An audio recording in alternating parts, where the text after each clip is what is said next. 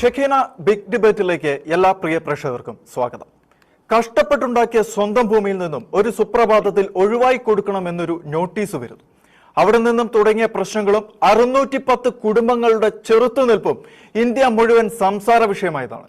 ഒരു വർഷത്തിലേറെ നടന്ന സമരത്തിന്റെയും പോരാട്ടത്തിന്റെയും ഒടുവിൽ കഴിഞ്ഞ ദിവസം മുനമ്പം തീരദേശ ജനതയ്ക്ക് അനുകൂലമായിട്ടുള്ള ഒരു വിധി വന്നിരിക്കുകയാണ്. ഈ വിഷയമാണ് ഇന്ന് ബിഗ് ഡിബേറ്റിൽ ചർച്ച ചെയ്യാൻ ആഗ്രഹിക്കുന്നത്. നമ്മളോടൊപ്പം റിട്ടയർഡ് അണ്ടർ സെക്രട്ടറി സ്റ്റാലിൻ ദേവനും മുതിർന്ന മാധ്യമ പ്രവർത്തകൻ ടി ദേവപ്രസാദും ചേരുന്നു. ശ്രീ സ്റ്റാലിൻ ദേവൻ, നമുക്ക് അറിയാം, ഇപ്പൊ തൊട്ട് കഴിഞ്ഞ ദിവസം വന്ന ആ ഒരു വിധി, ഒരു കോടതി വിധി, അത് വളരെ വലിയ ആശ്വാസം ഉണ്ടാക്കുന്ന ഒരു വിധിയാണ്. നമുക്ക് ഒരുപാട് കാലമായിട്ട് നമ്മൾ പ്രതീക്ഷിച്ചിരുന്നത് പോലെ മുനമ്പം ജനതയ്ക്ക് അനുകൂലമാകുന്ന രീതിയിലുള്ള ഒരു വിധിയാണ്. ഇതിനെ നമുക്ക് എങ്ങനെ നോക്കിക്കാണാൻ സാധിക്കും? നമുക്ക് ഇഷ്ടപ്പെട്ട സമയമൊക്കെ ഉള്ളതുകൊണ്ട് ഞാനും മുനമ്പവും തമ്മിലുള്ള ഒരു ബന്ധം പറയാം. തീർച്ചയായിട്ടും. ഞാൻ മുനമ്പത്ത് ഈ വസ്തു ഏറ്റെടുത്ത സമയത്ത് ഞാൻ സ്വാഭാവികമായിട്ടും കരുതിയത്, നമ്മുടെ ആർട്ടിക്കിൾ 300A പ്രകാരം ഒരു ഇന്ത്യൻ പൗരന് തന്റെ വസ്തു നഷ്ടപ്പെടണം എന്നുണ്ടെങ്കിൽ ഒന്നുകിൽ ഒരു കോടതി ഉത്തരവുണ്ടായിരിക്കണം, അല്ലെങ്കിൽ സർക്കാർ ലാൻഡ് അക്വിസിഷൻ പ്രകാരം ആ വസ്തു ഏറ്റെടുത്ത് കോമ്പൻസേഷൻ കൊടുക്കും.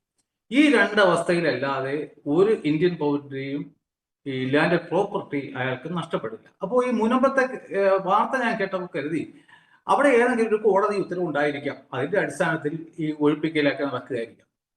അതിനുശേഷം കുറച്ചു ദിവസം കഴിഞ്ഞപ്പോഴാണ് തമിഴ്നാട്ടിലെ 6 വില്ലേജുകൾ വഖഫ് ബോർഡ് ഏറ്റെടുത്തു എന്നുള്ള വാർത്ത ഞാൻ കേട്ടു. അപ്പോൾ ഞാൻ ആലോചിച്ചു, ഇത് എങ്ങനെയാണ്, അങ്ങനെ ഒരു നിയമമുണ്ടോ, ഇത് ഹൗ ഇറ്റ് ഈസ് പോസിബിൾ എന്ന് കരുതിയിട്ടാണ് ഞാൻ വഖഫ് എന്താണെന്നും വഖഫ് നിയമം എന്താണെന്നും പോകുന്നു പഠിച്ചപ്പോൾ ഞാൻ തന്നെ അത്ഭുതപ്പെട്ടു. ഇത്രയും ഡ്രാക്കോണിയനായിട്ടുള്ള ഒരു നിയമം എങ്ങനെ ഇന്ത്യയിൽ ഉണ്ടായി എന്നുള്ളതാണ് എന്നെ അത്ഭുതപ്പെടുത്തിയ ചോദ്യം. എന്തായാലും ഞാൻ ആ നിയമങ്ങളൊക്കെ വൃത്തിയായിട്ട് പഠിച്ചതിന് ശേഷം ഏതോ ഒരു യൂട്യൂബറിൽ അദ്ദേഹം മുനമ്പത്തെ ഈ ഡോക്യുമെന്റിനെ കുറിച്ചിട്ട് പരാമർശം നടത്തി. 1950 ഡോക്യുമെന്റിനെ കുറിച്ചിട്ട് അതിനൊരു കണ്ടീഷൻ ഉണ്ട്, എന്നെങ്കിലും ഈ കോളേജ് ഇല്ലാത്ത ഒരു അവസ്ഥയിൽ തിരിച്ചു വരും എന്നൊരു കണ്ടീഷൻ ഉണ്ടെന്നുള്ളത് എൻ്റെ ശ്രദ്ധയിൽപ്പെട്ടു. അപ്പോൾ എനിക്ക് സ്വാഭാവികമായിട്ട് മനസ്സിലായി, അങ്ങനെ ഒരു കണ്ടീഷൻ ഈ ഒരു വഖഫ് ഉണ്ടാക്കുമ്പോൾ വയ്ക്കാൻ പറ്റത്തില്ല, എങ്കിൽ അതൊരു വഖഫ് അല്ല. അപ്പോൾ എനിക്ക് എങ്ങനെയെങ്കിലും മുനമ്പത്ത് ജനങ്ങളോട് അവരുടെ അടുക്കൽ എത്തിച്ചേരണമെന്ന് തീരുമാനിച്ചിട്ട് ഞാനൊരു ഫേസ്ബുക്ക് പോസ്റ്റ് ഇട്ടു. മുനമ്പത്ത് ഈ പ്രശ്നത്തിൽ പെട്ട് ഉഴലുന്ന ആരെങ്കിലും ഉണ്ടെങ്കിൽ ദയവായി എന്നെ ഒന്ന് കോണ്ടാക്ട് ചെയ്യണം എന്ന് പറഞ്ഞിട്ട് എൻ്റെ മൊബൈൽ നമ്പറൊക്കെ കൊടുത്തിട്ട് ഞാനൊരു ഫേസ്ബുക്ക് പോസ്റ്റ് ഇട്ടു. എൻ്റെ പോസ്റ്റൊക്കെ അന്ന് വളരെ കുറച്ച് ആൾക്കാരെ കാണുള്ളൂ. എന്തായാലും 3 വ്യക്തികൾ എന്നെ കോണ്ടാക്ട് ചെയ്തു. അതിൽ ഒരാളുടെ പേര് പയ്യാണ്, മറ്റൊരാളുടെ പേര് സ്റ്റാൻലിയാണ്, മൂന്നാമത്തെ ആളെ ഞാൻ മറന്നുപോയി. അവരോട് ഞാൻ ചോദിച്ച ആദ്യത്തെ ചോദ്യം എന്ന് പറയുന്നത്, നിങ്ങൾ വഖഫ് ട്രൈബ്യൂണലിനെ സമീപിച്ചോ എന്നുള്ളതാണ്. കാരണം എനിക്ക് അറിയാമായിരുന്നു ഈ വഖഫ് ആക്ടിന്റെ നിയമം അനുസരിച്ചിട്ട് ഇങ്ങനെ ഒരു അവസ്ഥയിൽ ഒരാൾ എത്തിച്ചേർന്നാൽ അയാളുടെ മുന്നിലുള്ള ഏക പരിഹാര മാർഗം, ഐ റിപ്പീറ്റ്, ഏക പരിഹാര മാർഗം എന്ന് പറയുന്നത് എത്രയും വേഗം അവിടെ ഒരു വർഷം കാലാവധിക്കകത്ത് വഖഫ് ട്രൈബ്യൂണലിനെ സമീപിക്കുക എന്നുള്ളതായിരുന്നു. അപ്പോൾ ഞാൻ അവരോട് ചോദിച്ചു, നിങ്ങൾ വഖഫ് ട്രൈബ്യൂണലിൽ പോയോ? ഞങ്ങൾ പോയില്ല സർ. അത് നിങ്ങൾ എവിടെയാണ്, നിങ്ങൾ ഈ കേസ് പോലും കൊടുത്തിട്ടുണ്ടോ? അതൊന്നും അറിയില്ല സർ, ഞങ്ങൾക്ക് ഈ ഭൂസംരക്ഷണ സമിതിയുടെ നേതാക്കൾക്ക് അതൊക്കെ അറിയാവൂന്ന് പറഞ്ഞിട്ട് അവര് വാനിഷായി. അപ്പോൾ എനിക്ക് മുനമ്പത്ത് എത്തിച്ചേരാൻ കഴിഞ്ഞില്ല. അങ്ങനെ ഇരിക്കുകയാണ് നമ്മുടെ ഫാദർ ജോഷി മയ്യാറ്റിൽ 2 എഡിറ്റോറിയൽ എഴുതിയതായിട്ട് മറുനാടൻ മലയാളി ഷാജന്റെ വാർത്തയിൽ കൂടി ഞാൻ മനസ്സിലാക്കിയത്. അപ്പൊ ഞാൻ എപ്പോഴും ഈ വഖഫിനെ സംബന്ധിച്ച് എന്തെങ്കിലും എവിടെങ്കിലും കിട്ടിക്കഴിഞ്ഞാൽ അത് പഠിക്കാനുള്ള ഒരു ത്വരയിലാണ്. ഉടനെ ഞാൻ പേഴ്സണൽ ഇൻട്രസ്റ്റ് എടുത്തിട്ട് ഞാൻ ഫാദർ ജോഷി മയ്യാറ്റിലുമായിട്ട് ഒരു ബന്ധം ഉണ്ടാകുന്നു. അതാണ് ഇന്ന് മുനമ്പത്തെ ചരിത്രം മാറി മറിയാനുള്ള ഒരു കാരണം എന്ന് പറയുന്നത് ഞാനും ഫാദർ ജോഷി മയ്യാറ്റിൽ നിന്നുള്ള ബന്ധമാണ്. അപ്പൊ അദ്ദേഹം പറഞ്ഞു, സാറേ ഞാൻ സാറിനെ കോണ്ടാക്ട് ചെയ്യാൻ വേണ്ടി ഇരിക്കുകയായിരുന്നു. എന്തായാലും ഞങ്ങളൊരു ഫ്രണ്ട്ഷിപ്പ് തുടങ്ങി. അദ്ദേഹത്തിന്റെ ആർട്ടിക്കിൾ എനിക്ക് വായിക്കാൻ സാധിച്ചില്ലായിരുന്നു, അദ്ദേഹം അതൊക്കെ എനിക്ക് അയച്ചു തന്നു. അങ്ങനെ ഞങ്ങൾ തമ്മിലൊരു നിയമപരമായ ബന്ധം തുടങ്ങി.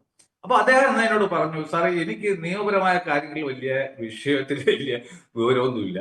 ഞാൻ പറഞ്ഞ ഫാദർ പ്രസംഗിക്കാനും എഴുതാനും ഒക്കെ അത്ഭുതപരമായ കഴിവുണ്ടല്ലോ, ബാക്കി സാറിന്റെ വീക്ക് പോയിന്റ് ഞാൻ കവർ ചെയ്തില്ല. അങ്ങനെ വന്നിട്ടാണ് മുനമ്പത്തൊരു 4ഓളം ഗ്രൂപ്പ്, ഉദ്ദേശം 1000ഓളം ആൾക്കാർ ഓരോ ഗ്രൂപ്പിലുണ്ട്. അതിൽ അദ്ദേഹം എന്നെ ഇൻട്രൊഡ്യൂസ് ചെയ്യുന്നു, എന്നെ അതിന്റെ അഡ്മിനാക്കുന്നു. അവരുമായിട്ട് ഒരു ബന്ധമില്ലാതെ എന്നെ അദ്ദേഹം അതിൽ അഡ്മിനാക്കിയിട്ട് അവരോട് പറഞ്ഞു, നമുക്ക് ഈ വഖഫ് ആക്ടിനെ കുറിച്ച് പഠിക്കണം, ഓരോ വ്യക്തിയും അറിഞ്ഞിരിക്കണം, ഇദ്ദേഹം നമുക്ക് അതിന് വേണ്ട ക്ലാസ്സുകൾ എടുക്കുമെന്ന് പറഞ്ഞിട്ട് ഫാദർ തന്നെ ഓരോ ദിവസവും ഒരു സബ്ജക്റ്റ് ഇടും, ഞാൻ മറുപടി കൊടുക്കും. ഇന്ന് നിങ്ങൾ മുനമ്പത്ത് നിന്നിട്ട് സ്ത്രീകളോട് ചോദിച്ചാൽ പോലും അവർക്ക് എന്തെങ്കിലുമൊക്കെ വഖഫ് ആക്ടിനെ കുറിച്ചിട്ട് അറിയാമെന്നുള്ളൊരു കണ്ടീഷൻ. പക്ഷേ ഞാൻ അവിടുത്തെ ഭൂസംരക്ഷണ സമിതി, അപ്പോ ഫൈനലി ആണ് ഞാൻ എങ്ങനെയെങ്കിലും ഫാദർ ജോഷിയും അയ്യാച്ചിൽ കൂടി അവിടെ എത്തണം എന്നുള്ളൊരു ആഗ്രഹം എനിക്കുണ്ടായി. പക്ഷേ അദ്ദേഹം അതിവിദഗ്ധമായിട്ട് കാര്യങ്ങളൊക്കെ മനസ്സിലാക്കും എങ്കിലും അദ്ദേഹത്തിന് മുൻപത്തെ ഈ വിഷയമായിട്ട് ബന്ധപ്പെട്ട് ഒരു വോയിസും ഉണ്ടായിരുന്നില്ല. എന്നെ പോലെ തന്നെ അദ്ദേഹവും ഒരു ഔട്ട്സൈഡറായി. അപ്പോ ഈ ഒരു ജോസഫ് ബെന്നിയുണ്ട്, അതിന്റെ കൺവീനറൊക്കെയാണ്. അവരുമായിട്ടൊക്കെ ഞാൻ ബന്ധപ്പെട്ടു. ഞാൻ വളരെയധികം റിക്വസ്റ്റ് ചെയ്തിട്ടാണ് ഈ കേസിന്റെ അവരുടെ കയ്യിലുള്ള കേസിന്റെയൊക്കെ ഡോക്യുമെന്റ്സ് എന്റെ കയ്യിൽ എത്തിച്ചു. അത് ഫാദർ ജോഷി മയക്കിലായിരുന്നു. ഞാൻ അവരുടെ കേസും ഒക്കെ കാര്യമായിട്ട് പഠിച്ചു. അപ്പോൾ എന്നിട്ട് ഞാൻ ഈ മുനമ്പത്തുകാരോട് പറഞ്ഞു, എത്രയും വേഗം നിങ്ങൾ വഖഫ് ട്രൈബ്യൂണലിൽ പോകണം. അവർ പറഞ്ഞു, സാർ ഞങ്ങൾ കേരള ഹൈക്കോടതിയിൽ നിന്ന് അത് പരിഹാരം ഉണ്ടാവും, അതുകൊണ്ട് ഞങ്ങൾ വഖഫ് ട്രൈബ്യൂണലിൽ പോകുന്നില്ല. അപ്പൊ നാം ആലോചിക്കേണ്ടത് സുപ്രീം കോടതി ജസ്റ്റിസ് കഡ്യുവിന്റെ 2010 നവംബർ മാസം 26 ഒരു ഉത്തരവുണ്ട്. ആർട്ടിക്കിൾ 226 അടിയിൽ ആരെങ്കിലും വഖഫുമായി ബന്ധപ്പെട്ട വിഷയവുമായി ഹൈക്കോടതിയിൽ ഡയറക്റ്റ് ചെല്ലുകയാണെങ്കിൽ ഹൈക്കോടതി അത് എന്റർടൈൻ ചെയ്യാൻ പാടില്ല, അവരെ വഖഫ് ട്രൈബ്യൂണലിലേക്ക് അയക്കണം. അപ്പോൾ ഏകദേശം ഒരു വർഷം ഞാൻ അവരുടെ കാര്യം പിടിച്ചിട്ട് പറഞ്ഞു, നിങ്ങൾ ദയവായിട്ട് വഖഫ് ട്രൈബ്യൂണലിൽ പോയി. അത് പോയില്ല. നിങ്ങൾക്ക് എല്ലാവർക്കും അറിയാമോ തന്നെ ഹൈക്കോടതി തന്നെ അവരെ ഓടിച്ചു. നിങ്ങൾക്കുള്ള പരിഹാരം ഞങ്ങളുടെ കയ്യിൽ ആർട്ടിക്കിൾ 226 അടിയിൽ ഇല്ല. അവിടെ ഉടമസ്ഥ തർക്കം വരുമ്പോൾ ടൈറ്റില് തീരുമാനിക്കാൻ ഹൈക്കോടതിക്ക് 226 അടിയിൽ കഴിയില്ല. അങ്ങനെ ഓടിച്ചപ്പോഴാണ് ഇപ്പോൾ അവർ വഖഫ് ട്രൈബ്യൂണലിൽ പോയിട്ട് ഈ കണ്ടോണേഷൻ ഓഫ് ഡിലേക്ക് വേണ്ടി അവിടെ ആപ്ലിക്കേഷൻ കൊടുത്തു. എന്തായാലും കോടതി അത് അനുവദിച്ചു. അപ്പൊ എനിക്ക് ഇവരൊന്നും ഞാൻ പറയുന്നത് ഒന്നും കേൾക്കാത്തതുകൊണ്ട് ഞാൻ ജോഷി ഫാദറിനോട് പറഞ്ഞു, ഫാദർ ഞാൻ ഈ ഗ്രൂപ്പിൽ നിന്നൊക്കെ എക്സിറ്റ് ആകുക. അതുമല്ല, ഞാൻ 1915 മുതലുള്ള ചരിത്രമൊക്കെ എടുത്ത് പഠിച്ചു വന്നപ്പോ ഈ സിദ്ദിഖ് സേട്ടു 1950 404.76 ഏക്കർ വസ്തു വഖഫായിട്ട് ഡെഡിക്കേറ്റ് ചെയ്യുന്നു പറയുന്ന ആ മനുഷ്യന് അന്ന് മുനമ്പത്ത് 1950 ഒരു സെന്റ് വസ്തു പോലും സ്വന്തമായിട്ടുണ്ടായിരുന്നില്ല. അദ്ദേഹത്തിന് ഈ വസ്തുക്കളൊക്കെ എഴുതിയെടുത്തത് നമ്മുടെ സ്വാതന്ത്ര്യം കിട്ടുന്നതിനും 18 ദിവസം മുമ്പ്. കാരണം സ്വാതന്ത്ര്യം കിട്ടിക്കഴിഞ്ഞാൽ ഇന്ത്യൻ ഇൻഡിപെൻഡൻസ് ആക്ട് നിലവിൽ വരുമ്പോൾ ഈ പാട്ടത്തിന് കൊടുത്തിരുന്ന വസ്തുക്കളൊക്കെ തിരിച്ച് സർക്കാരിലേക്ക് വരും. അപ്പൊ സർക്കാർ ഈ പാട്ടത്തിന് കൊടുത്തിരുന്ന മറ്റൊരാൾക്കാർ, അദ്ദേഹം മരിച്ചു, അദ്ദേഹത്തിന്റെ മകനും മരിച്ചു, അദ്ദേഹത്തിന്റെ മകന്റെ മകനും മരിച്ചു. അങ്ങനെ വർഷങ്ങളോളം ഈ അനാഥമായിട്ട് കിടന്ന ഒരു ഭൂമിയാണ് മുനമ്പം എന്ന് പറയുന്നത്. അപ്പോൾ ഈ ചരിത്രമൊക്കെ അറിയാമായിരുന്ന, ഈ കുടുംബവുമായി യാതൊരു വിധത്തിലുമുള്ള ബന്ധമില്ലാതിരുന്ന മറ്റൊരു വ്യക്തിയാണ് ഈ സിദ്ദിഖ് സേട്ടു. അദ്ദേഹം എന്ത് ചെയ്തു, ഇതൊക്കെ അവസാനം മരിച്ച ആളിന്റെ വസ്തു ആണെന്ന് ഒരു നാടകം കാണിച്ചുകൊണ്ട് അയാളുടെ ലീഗൽ ഹെയർസിന് ആ ലീഗൽ ഹെയർസ് അറിയാതെ ഒരു പാർട്ടീഷൻ ഡീഡ് ഉണ്ടാക്കുന്നു. ആ മരണപ്പെട്ടു എന്ന് പറയുന്ന വ്യക്തിയുടെ ഏക മകൾക്ക് ഒരു സെന്റ് വസ്തു പോലും ആ പാർട്ടീഷൻ ഡീഡ് പ്രകാരം കൊടുത്തില്ല. 2 വ്യക്തികൾക്ക് കൊടുത്തു. എന്നിട്ട് 5 മാസം കഴിഞ്ഞപ്പോൾ അതിലൊരു വ്യക്തിയെ കൊണ്ട് ഒരു വിലയാധാരം, അതും വിലയാധാരം കൊടുത്ത സ്ത്രീ പോലും അറിയുന്നില്ല.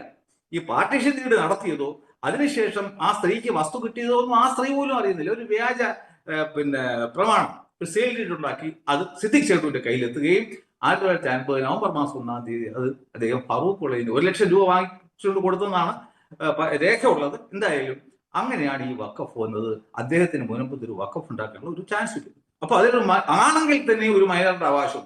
അപ്പൊ ഞാൻ ഇവിടെ പറഞ്ഞു, ഇതാ മൈനറുടെ അവകാശം കിടക്കുകയാണ്, ഒരു കാരണവശാലും വഖഫ് ഉണ്ടാക്കാൻ പറ്റില്ല, you please go to the tribunal. യോമാർ ഒരുത്തരും കേട്ടില്ല. പിന്നെ ഞാൻ മനസ്സിലാക്കിയത് അതിന്റെ ജോസഫ് ബെന്നി എന്ന് പറയുന്ന കൺവീനർ, നിങ്ങൾ ആലോചിച്ച് നോക്കണം, ഇത്രയും ലോകം ശ്രദ്ധയോട് കാത്തിരിക്കുന്ന ഒരു മുനമ്പം ഇഷ്യൂവിനെ ലീഡ് ചെയ്യുന്നത് ഇങ്ങനെയുള്ളവന്മാരാണ്. അപ്പൊ എനിക്ക് മനസ്സിലായി ഇതിന്റെ പിറകെ വലിയ വലിയ ശക്തികൾ കളിക്കുക. ഞാൻ എന്തൊക്കെ നിയമം പറഞ്ഞു കൊടുത്താലും ഇനി എന്തൊക്കെ തെളിവ് കൊണ്ടുവന്നാലും ഇവരത് അക്സെപ്റ്റ് ചെയ്യില്ല. കാരണം അവര് മറ്റു പലരുടെയും കയ്യിലെ കളിപ്പാവകളാണ്.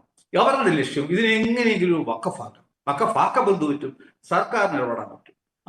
എന്തായാലും വഖഫാണല്ലോ, അപ്പോ ഈ പാവങ്ങളെ നമുക്ക് കുടി ഒഴിപ്പിക്കണം. പകരം വഖഫ് ബോർഡിന് എവിടെയെങ്കിലും ഒരു 500 ഏക്കർ പ്രേരം കൊടുക്കുക, ഇതിന്റെ അടിയിൽ കൂടി കോടികൾ ഒഴുകും. ഇതായിരുന്നു അവിടെ ഉള്ള എല്ലാ രാഷ്ട്രീയ പാർട്ടികളും. ഞാൻ കോൺഗ്രസിന്റെ കയ്യിലെ പാവലായിരുന്നു ഇവര്. അവരുടെ ഏക ലക്ഷ്യം ഇതൊരു വഖഫാക്കുക എന്നുള്ളതാണ്. അങ്ങനെ കുറച്ച് നാൾ കഴിഞ്ഞ് ഞാൻ എന്തായാലും അതിൽ പിൻവാങ്ങി. ഞാൻ ഫാദർ മാത്രമായിട്ടുള്ള ബന്ധം തുറന്നു. അപ്പോഴാണ് വിപിൻ സെബാസ്റ്റ്യൻ അല്ലെങ്കിൽ ജോസഫ് സെബാസ്റ്റ്യൻ എന്ന് പറയുന്ന ഒരു വ്യക്തി എന്നെ വിളിക്കും. ഞാൻ ആളിനെ കണ്ടിട്ടില്ല. പുള്ളി പറഞ്ഞ സെന്റൻസ് എന്ന് വെച്ചാൽ, സാറേ ഞങ്ങളെ രക്ഷിക്കാൻ വേണ്ടി വേളാങ്കണ്ണി മാത അയച്ച ദൈവദൂതനാണ് സാർ, സാർ എന്റെ കേസ് നടത്തി. അപ്പൊ ഞാൻ പറഞ്ഞു അത് എനിക്ക് ബുദ്ധിമുട്ടുണ്ട്, കാരണം നിങ്ങളിപ്പോ ഇങ്ങനെയൊക്കെ പറയും, പക്ഷെ 5 ദിവസം കഴിയുമ്പോൾ പറയും നിങ്ങളെ ഈ ബിഷപ്പ് അങ്ങനെ പറഞ്ഞു, മെത്രാൻ ഇങ്ങനെ പറഞ്ഞു എന്നൊക്കെ പറയുമ്പോൾ എനിക്ക് നടത്താൻ ബുദ്ധിമുട്ട്. ഇല്ല സാർ, ഞാൻ സാറിന്റെ ഇഷ്ടത്തിന് വിരുദ്ധമായിട്ടൊന്നും ചെയ്യും. ഞാൻ പറഞ്ഞു എന്റെ വക്കീലിനെ വെച്ചിട്ട് എന്റെ ഇഷ്ടത്തിന് ഞാൻ കേസ് നടത്തും, വിധി വരുമ്പോൾ മാത്രം നിങ്ങൾക്ക് ഇഷ്ടമാണെങ്കിൽ മാത്രമേ എന്നെ ക്വസ്റ്റ്യൻ ചെയ്യാവൂ. ശരി സാറെന്ന്. അദ്ദേഹത്തിന് അത്യാവശ്യം സാമ്പത്തികമുണ്ട്. അങ്ങനെയാണ് എനിക്ക് മുനമ്പത്ത് ലീഗലി ഇടപെടാനുള്ള ഒരു റൈറ്റ് കിട്ടിയതും ഞാൻ തന്നെ സ്വന്തമായിട്ട് ഡ്രാഫ്റ്റ് ചെയ്ത് ഒരു പുതിയ OA, അതായിരുന്നു ഏറ്റവും അവസാനം 2 മാസം എടുത്ത് ഞാൻ ഡ്രാഫ്റ്റിങ്ങിന് വേണ്ടി മാത്രം പുള്ളിയുടെ പേരിലും പിന്നെ 4-5 പേരെ പേരിൽ ഇപ്പം അവസാനത്തെ ഒറിജിനൽ ആപ്ലിക്കേഷൻ ഞാൻ അത് വഖഫ് ട്രൈബ്യൂണലിലും ഫയൽ ചെയ്തു. അപ്പോഴാണ് നിങ്ങൾ മനസ്സിലാക്കേണ്ടത് ഈ കേസിലേക്ക് ഇനി വരാം. ഈ കേസ് 2022 ഇവരുടെ റവന്യൂ അവകാശം നഷ്ടപ്പെടുന്നത്. ഉടനെ തന്നെ ഇതിൽ കുറെ പേര് 5 കേസുകൾ ടോട്ടൽ മുനമ്പത്ത് പല ആൾക്കാർ പല കേസുകളായിട്ട് 5 കേസ് നമ്മുടെ പിന്നെ ഹൈക്കോടതിയിൽ ഫയൽ ചെയ്തു. എന്നിട്ട് പറഞ്ഞു ഞങ്ങളെ റവന്യൂ അവകാശം തിരിച്ചു തരണമെന്ന് പറഞ്ഞു. അപ്പോ ആദ്യം ജസ്റ്റിസ് TR രവി സ്റ്റാറ്റസ് കോ മെയിൻറ്റെയിൻ ചെയ്യാൻ പറഞ്ഞുകൊണ്ട് ഒരു ഉത്തരവിട്ടു. അതായത് ഈ റവന്യൂ അവകാശങ്ങൾ നഷ്ടപ്പെട്ട് നിൽക്കുന്ന അവസ്ഥയാണ് ഈ സ്റ്റാറ്റസ്. അതിനുശേഷം അദ്ദേഹം ഇവരുടെ റവന്യൂ അവകാശങ്ങൾ തിരിച്ചു നൽകിക്കൊണ്ട് താൽക്കാലികമാണെങ്കിലും ഒരു ഉത്തരവിട്ടു. അങ്ങനെയാണ് ഈ വഖഫ് സംരക്ഷണ വേദി മറ്റൊരു പെറ്റീഷനുമായിട്ട് ഇവിടെ വന്നിരുന്നു. അങ്ങനെ ടോട്ടൽ there are 6 കേസസ്. അവർ നേരെ ഡിവിഷൻ ബെഞ്ചിൽ പോയിട്ട് പറഞ്ഞു ഇത് തെറ്റാണ്, വഖഫ് ബോർഡ് വഖഫായി പ്രഖ്യാപിച്ചു കഴിഞ്ഞു, അതുകൊണ്ട് അവർക്ക് കരമടയ്ക്കാനുള്ള അനുവാദം കൊടുക്കാൻ പാടില്ല. അപ്പോ ഡിവിഷൻ ബെഞ്ച് എന്ത് ചെയ്തു വെച്ച് കഴിഞ്ഞാല് ആദ്യം ഈ സിംഗിൾ ബെഞ്ചിന്റെ ഈ അലൗ ചെയ്തതിനെ സ്റ്റേ ചെയ്തു. അതിനുശേഷം വിത്തിൻ എ മന്ത് ഇത് ഡിവിഷൻ ബെഞ്ച് ആ സ്റ്റേ അബ്സല്യൂട്ട് ആക്കി, പെർമനന്റ് ആക്കിയിട്ട് ആ കേസുകൾ വീണ്ടും തിരിച്ച് സിംഗിൾ ബെഞ്ചിന് അയച്ചു കൊടുത്തിട്ട് പറഞ്ഞു ഇന്റർവ്യൂ ഓർഡർ ഒന്നും തൽക്കാലം ഇടണ്ട, എത്രയും പെട്ടെന്ന് ആ കേസ് ഫൈനലി വാദം കേട്ടിട്ട് വിധി പറയുക.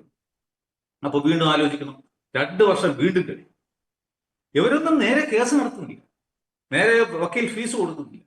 അങ്ങനെ ആ കേസ് നീണ്ടു പോയപ്പോഴാണ് ഇപ്പോ കഴിഞ്ഞ 19-ാം തീയതി പിന്നെ ജസ്റ്റിസ് ജയചന്ദ്രൻ പറഞ്ഞു ഞാൻ അടുത്ത 26-ാം തീയതി ഈ കേസിന്റെ വാദം കേൾക്കുകയാണ്. അപ്പൊ അതിനിടയ്ക്കാണ് നമ്മുടെ ഡിവിഷൻ ബെഞ്ചിൽ മറ്റൊരു ഉത്തരവ് വന്നത്, ഇത് വഖഫല്ല എന്നൊക്കെ പറഞ്ഞിട്ട്. എന്തായാലും അതിനിപ്പോ SLP ആയിട്ട് അവര് സുപ്രീം കോടതിയിൽ പോയിട്ടുണ്ട്. ഇദ്ദേഹം പറയുന്നു ഞാൻ 26-ാം തീയതി ഈ കേസിൽ വാദം കേൾക്കും. അപ്പൊ അതിന് എനിക്ക് യാതൊരു ഇൻവോൾവ്മെന്റും ഇല്ല. കാരണം അതിനകത്ത് എനിക്ക് സ്വാധീനം ചെലുത്താൻ ഏതെങ്കിലും വക്കീലിനെ പോയി കാണാനോ വിഷയം ഡിസ്കസ് ചെയ്യാനോ ഐ ആം ഹെൽപ്ലെസ്. അപ്പോഴാണ് ഞാൻ ലാസ്റ്റ് മൊമെന്റിലാണ് അറിഞ്ഞത് എന്റെ ഈ വിപിൻ സെബാസ്റ്റ്യൻ എന്ന് പറയുന്ന വ്യക്തിയും അതിൽ ഒരു റിട്ട് പെറ്റീഷനിലെ ഒരു കക്ഷിയാണെന്ന് എനിക്ക് മനസ്സിലായി. ഇല്ലേ, ഒരാഴ്ച 10 ദിവസം മുമ്പാണ്. അപ്പൊ ഞാൻ ബിബിനോട് പറഞ്ഞു ഇപ്പോഴുള്ള വക്കാലത്ത് നിനക്കിന്റെ വക്കീലിന്റെ നിന്ന് വക്കാലത്ത് വാങ്ങി എന്റെ കയ്യിൽ തരുന്നു. അങ്ങനെ പുള്ളി പോയിട്ട് പുള്ളിയുടെ വക്കാലത്ത് വാങ്ങി എന്റെ കയ്യിൽ തന്നു. ഞാൻ മറ്റൊരു പിന്നെ വക്കീലുമായിട്ട് ബന്ധപ്പെട്ടിട്ട് കൃഷ്ണൻ ഉണ്ണി സാറിനെ ഇതിൽ അപ്പോയിന്റ് ചെയ്തു. അദ്ദേഹത്തിന് പോയിട്ട് ഈ കാര്യങ്ങളെല്ലാം വിശദമായി സംസാരിച്ചു. കേസിന്റെ തലേദിവസം. അതിനുശേഷം കേസിന് അന്ന് രാവിലെയും ഞാൻ അദ്ദേഹത്തിന്റെ ഓഫീസിൽ ചെന്നു. അപ്പൊ അവിടെ ഇരുന്നപ്പോൾ അദ്ദേഹം എന്നോട് ഈ കാര്യങ്ങളൊക്കെ പറയുകയാണ്, ഇങ്ങനെയില്ലേ അങ്ങനെയില്ല. ഞാൻ സാറിനോട് പറഞ്ഞു sir I am fully satisfied, now you have studied the case. ഇത് ഞാനിപ്പോ ഇനി നമുക്കൊന്നും പുറകോട്ട് തിരിഞ്ഞു നോക്കേണ്ട ആവശ്യമില്ല. എന്നിട്ട് ഈ വിധി വരുന്നതിന്റെ തലേ ദിവസം ഞാൻ ഫേസ്ബുക്ക് പോസ്റ്റ് ഇട്ടു, നാളെ മുനമ്പത്തെ ഒരു അത്ഭുതം സംഭവിക്കും. അതുപോലെ സംഭവിച്ചു. എന്തായാലും എനിക്ക് എന്നിട്ട് കോടതിയിൽ പിന്നെ ഈ കേസിന്റെ വാദം കേൾക്കാൻ പോലും പറ്റിയില്ല. കാരണം ഞാൻ കേസിൽ കക്ഷിയില്ല, അതുകൊണ്ട് പാസ് കിട്ടത്തില്ല.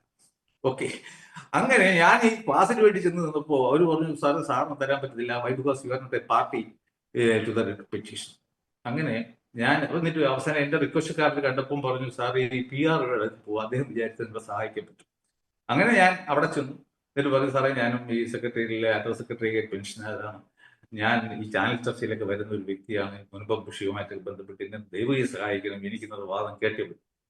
അങ്ങനെ അദ്ദേഹം പിന്നെ ഒരു സ്പെഷ്യൽ പെർമിഷൻ എനിക്ക് തന്നു. അപ്പൊ എന്ത് പറ്റി, എനിക്ക് ഐഡന്റി കാർഡില്ല, ഞാൻ ഇതൊന്നും പ്രതീക്ഷിച്ച് പോയതല്ലോ.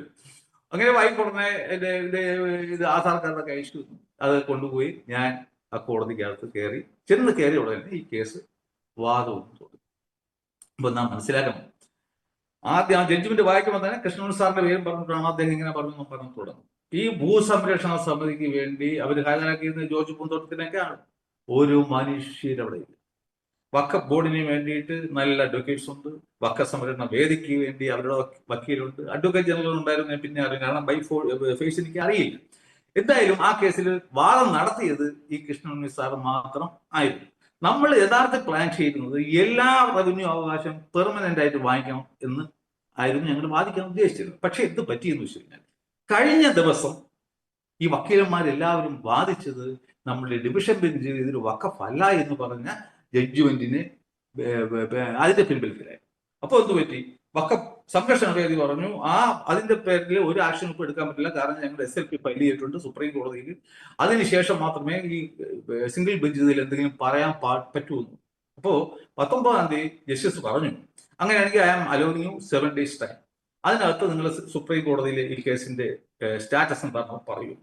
അപ്പോ ഇന്നലെയും അതിനെ സംബന്ധിച്ച് ഇത് പിന്നെ അഡ്മിഷൻ സ്റ്റേയിൽ എത്തിയിട്ടില്ല.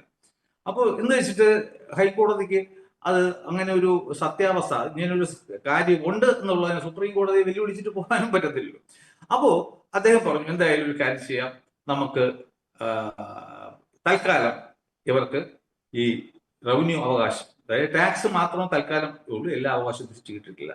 And let us wait for another 3 weeks. അതിനുശേഷം നമുക്ക് ഈ വാദം വീണ്ടും കേൾക്കാം. അപ്പോൾ സുപ്രീം കോടതിയിൽ എന്താണ് സംഭവിക്കുക?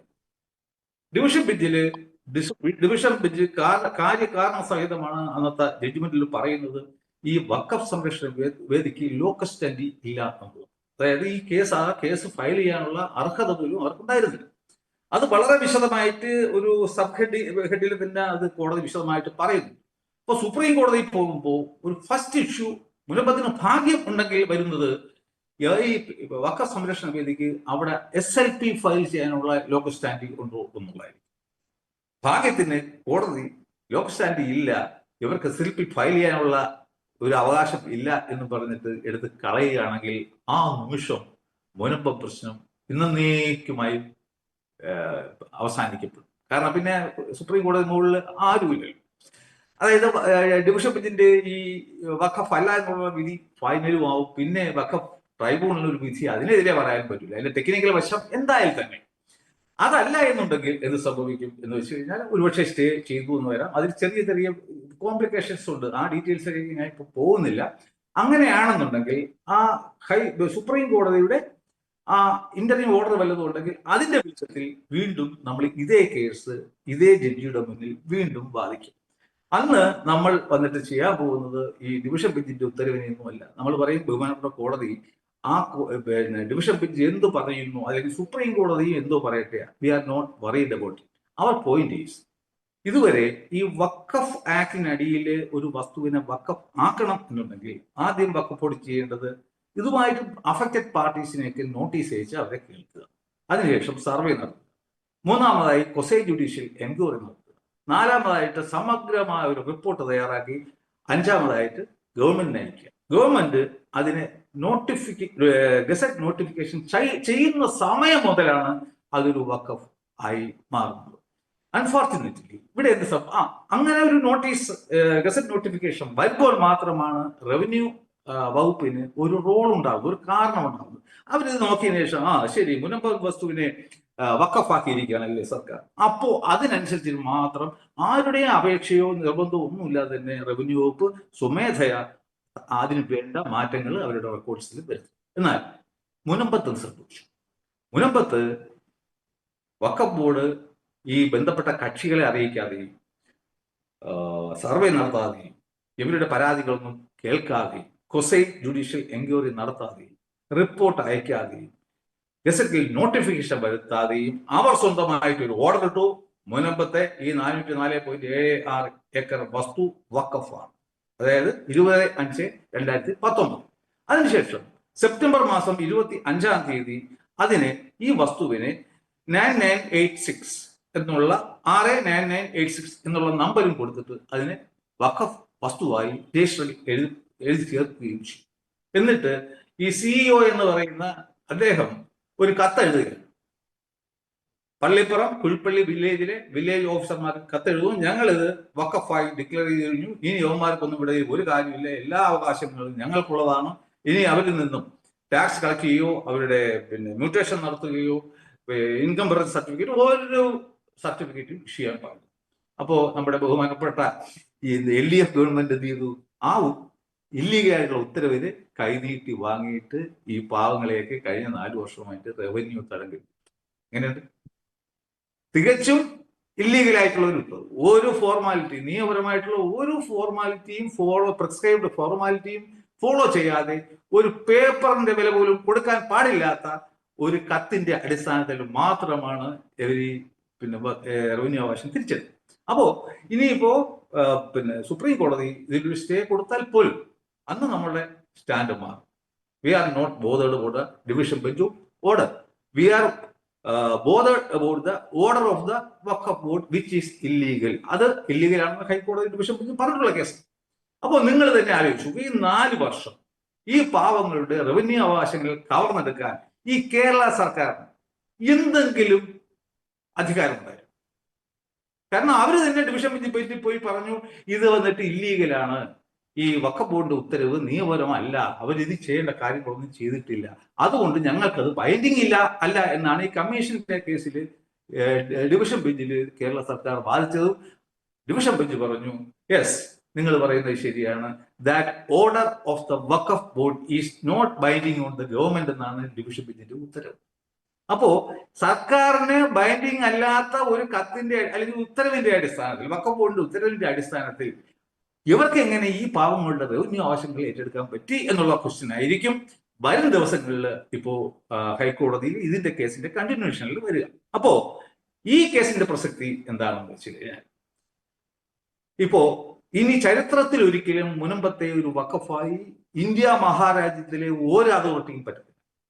ഇത്രയും കോൺഫിഡന്റ് ഞാൻ പറയുന്നത് കാരണം ഞാൻ ആ കേസ് കഴിച്ചിട്ടുണ്ട് ഉള്ളത് കൊണ്ട് തന്നെ. അപ്പോ ഇപ്പൊ നോക്കൂ, അവരുടെ റവന്യൂ അവകാശം അവർക്ക് മുഖ്യമന്ത്രിയുടെ കാല് പിടിക്കേണ്ടി വന്നില്ല, പ്രതിപക്ഷ നേതാവിന്റെ കാല് പിടിക്കേണ്ടി വന്നില്ല, ഭരണകക്ഷിയുടെ അല്ലെങ്കിൽ ഗോവിന്ദ മാസ്റ്ററുടെ കാല് പിടിക്കേണ്ടി വന്നില്ല. അവർക്ക് എന്നും ഭാവിയിൽ പറയാൻ പറ്റും, ഞങ്ങൾ കവർന്നെടുത്ത കാര്യം ഞങ്ങളുടെ ശക്തി കൊണ്ടും കഴിവുകൊണ്ടും ആത്മസമർപ്പണം കൊണ്ടും ഒരുത്തരെയും കാല് പിടിക്കാതെ ഞങ്ങൾ നേടിയെടുക്കുന്നു ഭാവിയിൽ പറയാൻ പറ്റും. ഇത് പറഞ്ഞപ്പോഴാണ് മറ്റൊരു കാര്യം കൂടെ എനിക്ക് ഓർപ്പിക്കണമെന്ന് തോന്നിയത്. അതായത് ഈ വിധി വന്നതിന് ശേഷം പല രാഷ്ട്രീയ പാർട്ടികളും ഫേസ്ബുക്കിലും അവിടെ ഇവിടെയൊക്കെ സോഷ്യൽ മീഡിയയിലൊക്കെ അവകാശവാദങ്ങളുമായിട്ട് വന്നിട്ടുണ്ട്. അതുകൂടെ നമ്മളിപ്പോ കേരളത്തിലെ എത്ര ശതമാനം ആൾക്കാർ ഈ ജഡ്ജ്മെന്റ് വായിച്ചിട്ടുണ്ടോ? റോയൽ വായിച്ചിട്ടുണ്ടോ? ആരും വായിച്ചിട്ടില്ല. അതുകൊണ്ട് എല്ലാ ക്ലെയിം ഉന്നയിക്കാം, പക്ഷെ ഓരോരുത്തരും എന്റെ മുമ്പ് സംസാരിക്കും. ഞാൻ കാരണം ഇതേപോലെ പറയും, നിങ്ങൾ എവിടെ ആരെന്ത് ചെയ്തു എന്ന് എനിക്ക് ചോദിക്കാൻ പറ്റും. ഇപ്പൊ തന്നെ LDF വഖഫ് ഭൂമിയിൽ കരമടയ്ക്കാൻ നിർദ്ദേശം, ഡിവിഷൻ ബെഞ്ച് പറഞ്ഞതാണ് ഇത് വഖഫ് പ്രോപ്പർട്ടി അല്ല എന്ന്. എന്നിട്ടും ഈ കമ്മികൾ എന്താണ് പോസ്റ്റ് ചെയ്യുന്നത്? വഖഫ് വസ്തുവിൽ കരമടയ്ക്കാൻ കൊടുത്തിരിക്കുന്നു. അപ്പൊ ഇവർക്കൊക്കെ ഈ ഇലക്ഷൻ അടുത്ത് വരുന്നുണ്ട്. മുൻപത്തെ ജനങ്ങളുടെയും ബഹുഭൂരിപക്ഷം വരുന്ന കേരളത്തിലെ മറ്റ് ക്രിസ്ത്യാനികളിലേക്ക് വോട്ട് എങ്ങനെയെങ്കിലും പെട്ടിക്കകത്താക്കണമെന്ന്.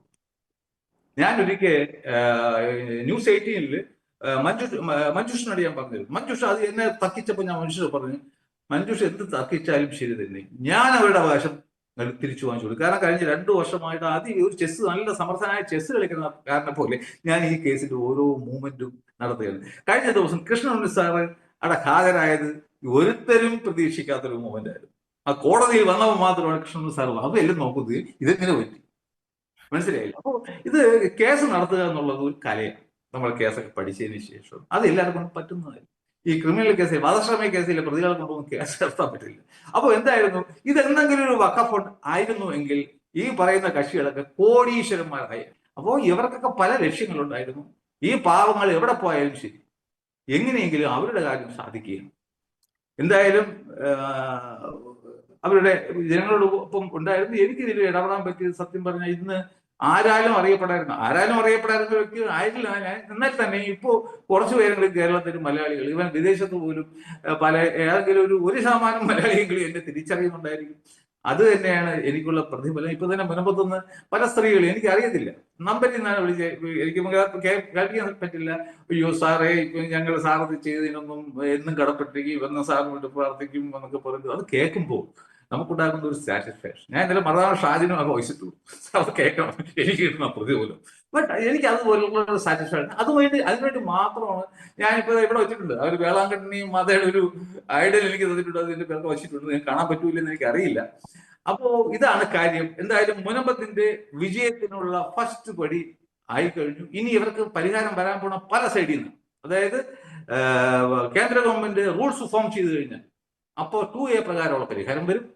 സുപ്രീം കോടതി ഇവർക്ക് ലോക്കൽ സ്റ്റാൻഡിംഗ് ഇല്ല എന്ന് പറയണമെന്നുണ്ടെങ്കിൽ എല്ലാ രീതിക്കും കേസ് അവസാനിക്കുന്നു. അല്ലെന്നുണ്ടെങ്കിൽ നമുക്ക് വഖഫ് ട്രൈബ്യൂണലിൽ നിന്നുള്ള ഒരു ഇത് വരും. എന്തായാലും ഒരു ഐ തിങ്ക് വിത്തിൻ 6 months നമുക്ക് പരിപൂർണമായ ഞാൻ നേരത്തെ പറഞ്ഞ കാര്യങ്ങൾ ഹൈക്കോടതിയെ ബോധ്യപ്പെടുത്തിയതിനു ശേഷം ഇവർക്ക് പരിപൂർണമായ റവന്യൂ അവകാശങ്ങൾ നേടിക്കൊടുക്കാൻ സാധിക്കും എന്ന് തന്നെയാണ് എൻ്റെ ബലമായ വിശ്വാസം. തീർച്ചയായിട്ടും നമുക്ക് എല്ലാവർക്കും അറിയാവുന്നതാണ് താങ്കൾ അതിനുവേണ്ടി എത്രയേറെ കഷ്ടപ്പെട്ടിട്ടുണ്ടെന്ന് നമുക്ക് എല്ലാവർക്കും അറിയാവുന്നതാണ്. നമ്മുടെ അടുത്ത് തന്നെ പലതവണ നമ്മൾ ഈ കാര്യങ്ങളൊക്കെ ചർച്ച ചെയ്തിട്ടുള്ളതാണ്.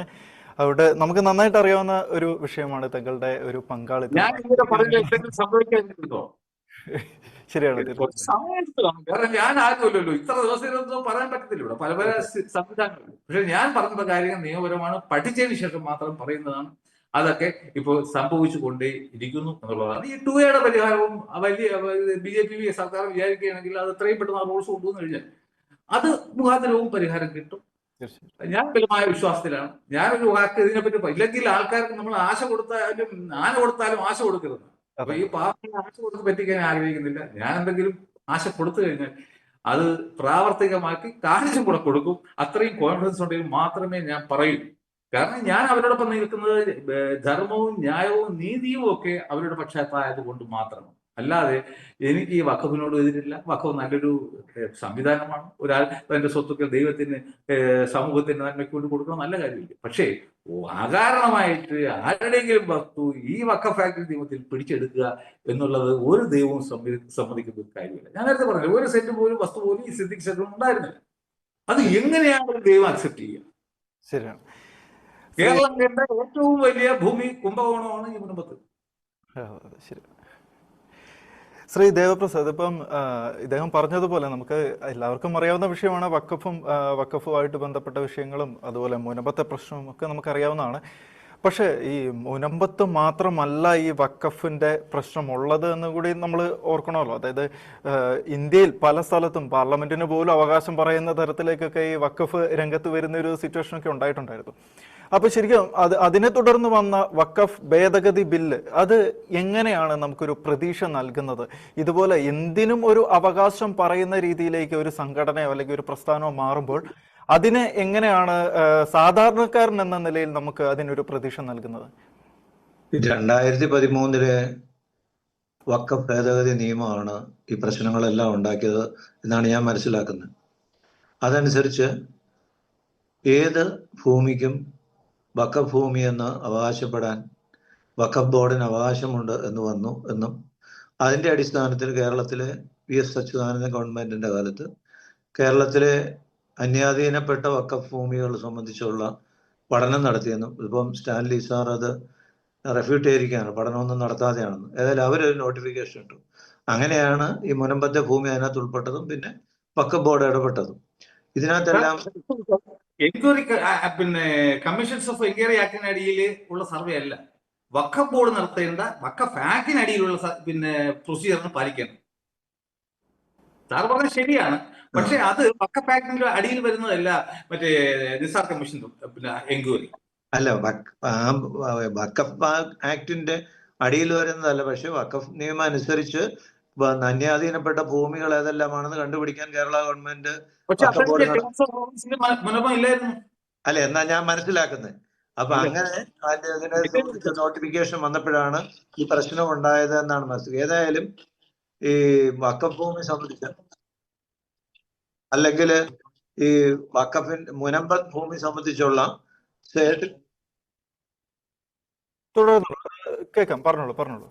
മുനമ്പം ഭൂമി സംബന്ധിച്ചുള്ള സേട്ടിന്റെ ഇടപാട് മുതൽ ഈ ഹാജി സേട്ടിന് തിരുവിതാംകൂർ ഗവൺമെന്റ് ഇത് പാട്ടത്തിന് കൊടുത്ത കാലം മുതലുള്ള കഥകളൊക്കെ വായിക്കുകയും പഠിക്കുകയും ചെയ്തിട്ടുണ്ട്. പക്ഷെ എനിക്ക് ഈ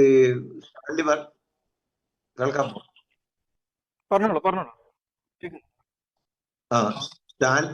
കേൾക്കാമോ? സ്റ്റാൻലി പറഞ്ഞതുപോലെ ഇതിങ്ങനെ അന്യായമായ പോയതിന്റെ ആ കഥകളൊന്നും അറിയില്ല. പക്ഷെ പൊതു സമൂഹത്തിൽ വന്നിരിക്കുന്ന കാര്യങ്ങളെല്ലാം ഞാൻ പഠിച്ചിട്ടുണ്ട് അല്ലെങ്കിൽ വായിച്ചിട്ടുണ്ട്. അതിനനുസരിച്ച് ഈ ഭൂമി നമുക്ക് ചെറിയ ഹാജിസേട്ട് ഡിസ്റ്റർബൻസ് ഉണ്ടെന്ന് തോന്നുന്നു അവിടെ. എന്ത് പറ്റി? സൗണ്ട് ഈ ഭൂമി ഫറൂഖ് കോളേജിന് കൊടുക്കുന്നത് വഖഫ് ഭൂമിയായിട്ടല്ല. അതിന്റെ ന്യായം സാറ് പറഞ്ഞതുപോലെ അത് പിന്നെ തിരിച്ചെടുക്കാനും അല്ലെങ്കിൽ കൈമാറ്റം ചെയ്യാനൊക്കെയുള്ള അവകാശത്തോടെ കൊടുത്തത് കൈവശാവകാശം ഇത് 1975 കേരളത്തിലെ ഹൈക്കോടതി വിധിച്ചിട്ടുണ്ട് എന്നുള്ളതൊക്കെ പഠിച്ച ഒരു സാഹചര്യത്തില് അല്ലെങ്കിൽ മനസ്സിലാക്കിയ ഒരു സാഹചര്യത്തിലാണ് ഈ വഖഫ് ഭൂമി മുനമ്പത്തെ സാധാരണക്കാരായ ജനങ്ങളുടെ ഏതാണ്ട് 410 കുടുംബങ്ങളുടെ കുടിയടപ്പ് അവകാശം അല്ലെങ്കിൽ അവരുടെ ജീവിത ഉപാധി, ഇതിന്റെ പിന്നിലുള്ള കഥകളെ കുറിച്ചൊന്നും ഞാൻ ആഴത്തിൽ പഠിച്ചിട്ടില്ല. പക്ഷെ അത് അവരെ സംബന്ധിച്ച് അദ്ദേഹം സ്റ്റാൻലി പറഞ്ഞ് ശരിയാണോ തെറ്റാണോ എന്നുള്ളതിനെ കുറിച്ച് പറയാനും എനിക്കറിയത്തില്ല. പക്ഷെ ഒരു കാര്യമുണ്ട്, ഈ 410 കുടുംബങ്ങൾ അവരുടെ അസ്തിത്വത്തിന്റെ ഒരു വലിയ പ്രശ്നത്തിലേക്ക് വന്നു. അവർക്ക് അവരുടെ ഭൂമി നഷ്ടപ്പെടുന്നു എന്നുള്ളത് വന്നു. അതിനകത്ത് അവരുടെ ഭൂമി നഷ്ടപ്പെടാൻ നിയമപരമായും നിയമപരമായും മനുഷ്യാവകാശപരമായ ഒരു സാധ്യതയില്ല, അല്ലെങ്കിൽ അതിനൊരു കാരണവും ഇല്ല എന്ന് ലഭ്യമായ വിവരങ്ങൾ അനുസരിച്ച് മനസ്സിലാക്കിയത് കൊണ്ടാണ് മുനമ്പം ഒരു പ്രസ്ഥാനത്തെ ഞാൻ പിന്താങ്ങിയത്, അല്ലെങ്കിൽ അതിനുവേണ്ടി ഞാൻ വാദിക്കുന്നത്. കാരണം അവർക്ക് അവകാശമുണ്ട് അതിന്. കാരണം ഈ ഭൂമി പോലും ഹാജി സേട്ടൻ എങ്ങനെ കൈമാറി എന്നുള്ളത് പോലും അറിയത്തില്ല. അദ്ദേഹത്തിന് പാട്ടത്തിന് കൊടുത്തതാണ്, അദ്ദേഹത്തിന്റെ സ്വന്തമാണോ എന്ന് പോലും അറിയില്ല എന്നൊക്കെയാണ് രേഖകൾ നമ്മളോട് പറഞ്ഞു തരുന്നത്. പിന്നെ ഇതുപോലെ ഈ ഇപ്പൊ സ്റ്റാൻലി പറഞ്ഞതുപോലെ ഈ ഇപ്പം അവരുണ്ടാക്കിയ അവരുടെ ആ ഓർഡർ, അല്ലെങ്കിൽ അവർ ഗവൺമെന്റിനോട് വഖഫ് ബോർഡ് ആവശ്യപ്പെട്ട ആ രേഖ തെറ്റാണ് എന്ന്, അല്ലെങ്കിൽ അത് അവകാശമില്ലാത്തതാണ്, അല്ലെങ്കിൽ അനീതിയാണ്, അല്ലെങ്കിൽ ന്യായമല്ല എന്നുള്ള ആ കാര്യമൊക്കെ ഇപ്പൊ കോടതിയുടെ വിധിയിലൂടെ ഒക്കെ വന്ന് തെളിഞ്ഞിരിക്കുകയാണ്. അപ്പൊ അതുകൊണ്ട് തന്നെ ഈ ഭൂമിയെ സംബന്ധിച്ച് ഈ ജനങ്ങൾ നടത്തിക്കൊണ്ടിരുന്ന സമരം ന്യായമാണെന്നും അവർക്ക് കാരണം എന്തായാലും അതിന്റെ ആർഗ്യുമെന്റുകൾ എന്തായാലും അവർക്കിപ്പം കരം അടയ്ക്കാനുള്ള, അല്ലെങ്കിൽ അവരുടെ കരം വാങ്ങുന്നതിന് ഏർപ്പെടുത്തിയിരുന്ന നിയന്ത്രണം സർക്കാർ പിൻവലിച്ചോലെ ഹൈക്കോടതി അവരുടെ കരം താൽക്കാലികമായിട്ടെങ്കിലും സ്വീകരിക്കാൻ പറഞ്ഞു. അതനുസരിച്ച് ഗവൺമെന്റ് സ്വീകരിച്ചു. ഇതെല്ലാം വളരെ സന്തോഷകരമായ തീരുമാനങ്ങളാണ്. പിന്നെ ചോദിച്ചതുപോലെ ഈ വഖഫ് ഭൂമി എന്നുള്ള പേരിൽ ഇന്ത്യയുടെ പല ഭാഗത്തും വളരെ അന്യായമായ കയ്യേറ്റങ്ങൾ നടക്കുന്നുണ്ട് എന്നുള്ളത് സംബന്ധിച്ച് നമുക്ക് ധാരാളം സംഭവങ്ങളും കഥകളും ഉണ്ട്. അതിനെക്കുറിച്ച് പറഞ്ഞാൽ നമ്മൾ പലപ്പോഴും ഇതിനകത്ത് ചർച്ച ചെയ്തിട്ടുള്ളതാണ്. ഈ ഷെക്കീനായി തന്നെ ചർച്ച ചെയ്തിട്ടുള്ളതാണ്. അത് സംബന്ധിച്ച് എങ്ങനെയാണ് ഇങ്ങനെ ഈ വഖഫ് ബോർഡിന് സാധിക്കുന്നത്? വഖഫ് ബോർഡ് ഒരു ഒരു ഒരു ഒരു ജോഷിയച്ചന്റെ ഭാഷ കടയെടുക്കുന്ന ഒരു കൊള്ളസംഘം പോലെ പ്രവർത്തിക്കുന്നതായി തോന്നത്തക്ക രീതിയിലുള്ള ധാരാളം സംഭവങ്ങൾ നമുക്ക് ഉദ്ധരിക്കാനുണ്ട്. അതൊന്നും ഇപ്പം ഒത്തിരി പ്രസക്തമല്ലാത്തതുകൊണ്ട് നമുക്ക് ഈ വഖഫ് ഭൂമിയിൽ കരമടയ്ക്കാൻ, അല്ലെങ്കിൽ വഖഫ് ഭൂമി എന്ന് അവകാശപ്പെട്ട ഭൂമിയിൽ നികുതി അടയ്ക്കാൻ, കരം അടയ്ക്കാൻ അവിടുത്തെ ജനങ്ങൾക്ക് അവകാശം കിട്ടിയിരിക്കുന്നു എന്നുള്ളത് ആഘോഷിക്കേണ്ട സമയമാണ് ഇപ്പോൾ. ഇനി സുപ്രീം കോടതിയിൽ നിന്ന് അത് സംബന്ധിച്ച് സ്റ്റാൻലി പറഞ്ഞു അവരുടെ വഖഫ് സംരക്ഷണ സമിതിയുടെ മുനമ്പം വഖഫ് സംരക്ഷണ സമിതിയുടെ ലോക്കോ സ്റ്റാൻഡി തള്ളിക്കളഞ്ഞാൽ അതിന്റെ നിയമപരമായ വശങ്ങളൊന്നും ഞാൻ പഠിച്ചിട്ടില്ല. അങ്ങനെ സംഭവിക്കട്ടെ എന്നാണ് എൻ്റെ ആഗ്രഹം. കാരണം ഇത് അവിടുത്തെ ജനങ്ങളുടെ ന്യായമായ അവകാശമാണ്. അവർ കബളിപ്പിക്കപ്പെട്ടതാണ്. അത് സംബന്ധിച്ച് സ്റ്റാൻലി പറഞ്ഞ കഥകളൊക്കെ, അല്ലെങ്കിൽ സ്റ്റാൻലി പറഞ്ഞ വിശദീകരണങ്ങളൊക്കെ എനിക്ക് അറിയത്തില്ലാത്ത കാര്യങ്ങളാണ്. അതിന്റെ പിന്നിൽ പ്രവർത്തിച്ചവരെ കുറിച്ചും അല്ലെങ്കിൽ അതിന് നേതൃത്വം കൊടുത്തവരെ കുറിച്ചും ഒക്കെ പറഞ്ഞ കാര്യങ്ങളൊന്നും ഞാൻ പഠിച്ചിട്ടില്ലാത്ത കാര്യങ്ങളാണ്. അതിനെക്കുറിച്ച് എനിക്കറിയില്ല. പക്ഷെ ഒരു കാര്യം സത്യമാണ്, ഈ ജനങ്ങൾ കബളിപ്പിക്കപ്പെട്ടിരുന്നു. അവർക്ക് അവരുടെ അവകാശം തിരിച്ചു കിട്ടത്തക്ക രീതിയിൽ, അവരുടെ ഭൂമി തിരിച്ചു കിട്ടത്തക്ക ഇതിന്റെ ഒരു സുപ്രധാനമായ നാഴികക്കല്ല് പിന്നിട്ടിരിക്കുകയാണ്. അത് വിജയത്തിലേക്ക് പോകും. കാരണം സത്യം വിജയിക്കും. സത്യമേവ ജയതേ എന്നാണല്ലോ നമ്മുടെ ഭാരതത്തിന്റെ ആപ്തവാക്യം തന്നെ. അതുകൊണ്ട് അത് വിജയിക്കും എന്നാണ് എൻ്റെ വിശ്വാസം. പിന്നെ ഈ തട്ടിപ്പ് നടത്തുന്നുണ്ട്, രാഷ്ട്രീയ പാർട്ടികൾ ഇത് മുതലെടുക്കാനായിട്ട് ശ്രമിക്കുന്നുണ്ട്. നമുക്കറിയാം ഇത് ഇങ്ങനെ ഒരു വലിയ ചർച്ചാ വിഷയമായത് തന്നെ മുനമ്പം സമരം 410 ദിവസമായിട്ട് നടക്കുന്ന സമരമാണ്. ആ സമരം സംബന്ധിച്ച് ഈ സമരം ഒരു സമരമാണെന്നും അല്ലെങ്കിൽ ജനങ്ങൾ അറിയുന്ന ഒരു വിഷയമാണെന്നും വന്നത് ഇത് BJP ഇത് മുതലാക്കാൻ പോകുന്നു എന്നുള്ളൊരു സാഹചര്യം വന്നപ്പോഴാണ്. അതുവരെ കോൺഗ്രസും കമ്മ്യൂണിസ്റ്റ് പാർട്ടിയൊക്കെ ഇപ്പൊ നമുക്കറിയാം അവിടുത്തെ പഞ്ചായത്തിലെ വാർഡ് മെമ്പർ കോൺഗ്രസ്സുകാരനാണ്. പക്ഷേ ഇവരാരും ഇതിനകത്ത് സജീവമായി പങ്കെടുത്തില്ല. ജോഷിയച്ചന്റെ പല ലേഖനങ്ങളിലും പേര് വെച്ച് അവിടുത്തെ MPയും ഒക്കെ അദ്ദേഹം പറഞ്ഞിട്ട് അദ്ദേഹം ഒന്നും ഇവരുടെ സഹായിച്ചില്ല. പിന്നെ അവസാനം എല്ലാവരും ഒക്കെ വന്നു എന്നുള്ളതൊക്കെ ശരിയാണ്. പക്ഷെ ഇവരുടെയൊക്കെ ആത്മാർത്ഥത എന്തുമാത്രം ഉണ്ടായിരുന്നു എന്നുള്ളതിനെ സംബന്ധിച്ചൊക്കെ എനിക്കും അല്ലെങ്കിൽ ഇത് ഫോളോ ചെയ്യുന്ന എല്ലാവർക്കും ന്യായമായ സംശയം ഉണ്ടായിരുന്നു. ഒരു കാര്യം ശരിയാണ്, BJP ഇത് മുതലാക്കാൻ പോകുന്നു കേരളത്തിൽ എന്ന് കണ്ടതുകൊണ്ടാണ് കോൺഗ്രസും കമ്മ്യൂണിസ്റ്റ് പാർട്ടിയും അല്ലെങ്കിൽ ഇടതുപക്ഷവും ജനാധിപത്യ മുന്നണി ഇടതുമുന്നണിയും ഒക്കെ വളരെ സജീവമായി ഇതിനകത്ത് പങ്കെടുത്തത്. സമരത്തിൽ ചെന്ന് ഞാൻ കോടതിയിൽ പാർലമെന്റിൽ വഖഫ് നിയമം പിന്താങ്ങുമെന്ന് പ്രസംഗിച്ച ഫ്രാൻസിസ് ജോർജ് അവിടെ ചെന്ന് കാണിച്ചത് എന്താണെന്നൊക്കെ നമ്മൾ കണ്ടതാണ്. അപ്പൊ അതുകൊണ്ട് ഇതിനകത്തൊക്കെ വലിയ രാഷ്ട്രീയക്കാർ അവരുടെ താല്പര്യം അനുസരിച്ച് ഇപ്പൊ ഇതിന്റെ ഒരു റിസൾട്ട് സ്വന്തമാക്കാൻ വേണ്ടി, ഇതിന്റെ ഒരു റിസൾട്ട് സ്വന്തമാക്കാൻ വേണ്ടി അവര് ശ്രമിക്കും. അത് അല്ലെങ്കിൽ ഞങ്ങൾ കാരണം ഇത് കിട്ടിയത് എന്ന് ശ്രമിക്കും. കാരണം ഏതാണ്ട് 1780 വോട്ട്, 1800 വോട്ടുള്ള ഒരു സ്ഥലമാണ്. അവർ വാർഡ് ജയിക്കുന്നത് മിക്കവാറും ഇതിന്റെ ഒരു അടിസ്ഥാനത്തിലായിരിക്കും. പിന്നെ അത് ഈ സമരത്തെ ഒരു വളരെ കമ്മ്യൂണൽ ക്രൈസ്തവരുടെ മാത്രം ഒരു സമരമാക്കി മാറ്റാനുള്ള ശ്രമം നടന്നു. പലതരത്തിൽ ഇതിനെ വർഗീയവൽക്കരിക്കാനുള്ള ശ്രമം നടന്നു.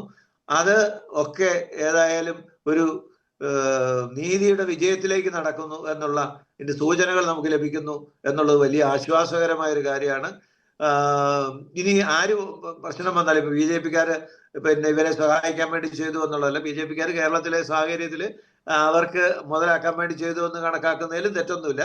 പക്ഷെ ഏതായാലും അവർ വന്നതോടെയാണ് മറ്റ് രണ്ട് പാർട്ടികളും BJPക്കാർ ഇവരെ കൊണ്ടുപോകും, ഇവരെ മാത്രമല്ല ഇവരുടെ കൂടെ നിൽക്കുന്നു എന്നുള്ള ന്യായേന ഇവരെ പിന്താങ്ങുന്നവരെയും കൊണ്ടുപോകും എന്നുള്ള ഒരു ഭയം വന്നതോടുകൂടിയാണ് മറ്റ് രണ്ട് മുന്നണികളും ഇതിലേക്ക് സജീവമായി വന്നത്.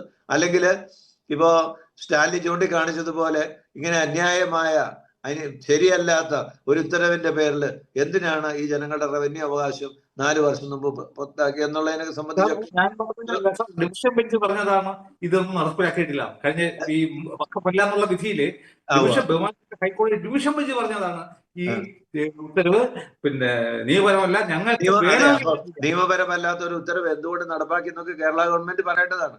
ഒന്നും പഠിക്കാതെ നമ്മുടെ ഗവൺമെന്റ് ഒക്കെ പ്രവർത്തിക്കുന്നു, ജനങ്ങൾ എന്തും ക്ലേശം ഉണ്ടാകട്ടെ. അതിപ്പം സ്റ്റാലിൻ പറഞ്ഞതിനെ വിശ്വസിച്ച് ഞാൻ പറയാം, ഞാൻ മറ്റേ അങ്ങനെ ഒരു ഓർഡർ ഇതിനകത്ത് നമ്മൾ ഈ പത്രത്തിൽ വരുന്ന മാത്രം വായിച്ചിട്ടുള്ളതുകൊണ്ട് മുഴുവൻ ഡീറ്റെയിൽസ് നമുക്ക് അറിയത്തില്ല. പക്ഷെ അങ്ങനെയൊക്കെ കോടതി പറഞ്ഞിട്ടുണ്ടെങ്കിൽ ഗവൺമെന്റ് വാസ്തവത്തിൽ ഉത്തരം പറയേണ്ടതാണ്. എന്തുകൊണ്ട് അത്തരം ഒരു ഉത്തരവ് ഗവൺമെന്റ് പുറപ്പെടുവിച്ചു എന്നുള്ളത് തന്നെ. അതെ, ഞാൻ പറഞ്ഞു ഇതെന്നാന്ന് ചോദിച്ചാൽ സ്റ്റാലിൻ ചൂണ്ടിക്കാണിച്ച പോലെ പലരും ഇതധികം പഠിക്കത്തില്ല. പൊരിപ്പളവുമായിട്ട് കിട്ടുന്ന കുറെ കാര്യങ്ങൾ മാത്രം വെച്ചിട്ട് കാര്യങ്ങൾ പറയും. ഇപ്പൊ നമ്മളുടെ ഒരു മാധ്യമ പ്രവർത്തന രീതി നമ്മൾ കുറെ പഠിച്ചിട്ടുണ്ട്. പക്ഷെ എന്നാൽ ഇതുപോലെയുള്ള എല്ലാ വേഡിക്റ്റുകളും ഒന്നും നമ്മൾ സ്ക്രൂട്ടനൈസ് ചെയ്തിട്ടില്ല. ഇപ്പം സുപ്രീം കോടതി നിന്ന് വരുവാണെങ്കിൽ സുപ്രീം കോടതിയിലെ വേഡിക്റ്റിന്റെ ഓർഡറിന്റെ കോപ്പി നമുക്ക് കിട്ടാൻ തന്നെ ബുദ്ധിമുട്ടുണ്ട്. അപ്പൊ പക്ഷെ അത്രയും പ്രാധാന്യം കൊടുത്ത് പഠിക്കേണ്ട ഒരു വിഷയമല്ല നമുക്കിത്. നമ്മളെ സംബന്ധിച്ചിടത്തോളം ഇതിനെ സംബന്ധിച്ചുള്ള വേഡിക്റ്റിന്റെ ഇമ്പാക്റ്റുകൾ എന്തൊക്കെയാണ് എന്നുള്ളതാണ്. ഇവിടെ ഒരു കാര്യം എനിക്ക് തുടക്കം പോലെ സത്യമായിട്ട് അറിയാമായിരുന്നു, ഈ ജനങ്ങൾക്ക് അനീതിയാണ് അനുഭവിക്കുന്നത്. അവർക്ക് അതിനുള്ള അതുകൊണ്ട് നീതിയുടെ ഭാഗത്ത് നമ്മൾ വന്നു. പിന്നെ നീതിയുടെ ഭാഗത്ത് നിൽക്കുമ്പോൾ ഇവരെ തട്ടിച്ചെടുക്കാൻ ശ്രമിക്കുന്നവര് വർഗീയമായി തന്നെ ശ്രമിക്കുക എന്നുള്ളത് ഒരു ചിന്ത എനിക്കുണ്ടായിരുന്നു. ആ വഖഫ് ബോർഡിന്റെ പ്രവർത്തനങ്ങളെ കുറിച്ച്, വഖഫ് ബോർഡ് നല്ല ഒരു സംവിധാനമാണ്. കാരണം അത് മുസ്ലിമുകൾ ഇങ്ങനെ മുസ്ലിം സമൂഹത്തിൽപ്പെട്ട നല്ല മനുഷ്യര് ദൈവിക കാര്യങ്ങൾക്ക് വേണ്ടി കൊടുക്കുന്ന പണം കൃത്യമായി ഉപയോഗിക്കുന്നതിന് വേണ്ടിയുള്ള സംവിധാനമാണ്. പക്ഷെ അവര് ഭൂമിയിൽ ഒരു കൊള്ളസംഘം പോലെ എല്ലാ ഭൂമിയും പിടിച്ചെടുക്കാനായിട്ടുള്ള ഒരു നീക്കം നടത്തുന്നു എന്നുള്ള ഒരു ചിന്ത വരത്തക്ക രീതിയിലുള്ള പ്രവർത്തനങ്ങൾ ഉണ്ടായിട്ടില്ല. ഞാൻ കുറച്ചുകൂടി ഒന്ന് ക്ലിയർ ആകാൻ വേണ്ടിയിട്ട് ചോദിക്കുന്നതാണ്. അതായത് ഹൈക്കോടതി ഡിവിഷൻ ബെഞ്ചിന്റെ ഭാഗത്തു നിന്നും ഒരു ഉത്തരവ് വന്നിരുന്നല്ലോ ഇത് വഖഫ് ഭൂമി അല്ല എന്ന്.